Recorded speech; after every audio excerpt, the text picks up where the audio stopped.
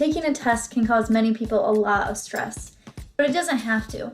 With proper preparation and self-care, test anxiety can be a thing of the past. The most important part of taking a test is actually what you do before the test.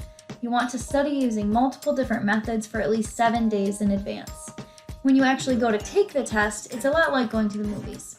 Think of the last movie you saw in theaters. Before going to the movie, you had an idea of what it was going to be about. Obviously, you didn't know the whole story, but you knew a little bit about the setting, characters, and plot based on trailers that you'd seen. Going into your test should feel similar. Obviously, you don't know exactly what the questions will be, but you should know what will be covered on the test and what the most important information is to know. Back to the movie. During a movie, you aren't trying to quickly find spoilers on your phone. You aren't talking. You are focused, quiet, and paying attention to the movie to make sure that you understand the story. In a test, it should be the same. You should be quiet, focused, and paying attention to the test, not cheating or thinking about other things. You should be focused. Focusing is a skill and something that you can practice doing while studying.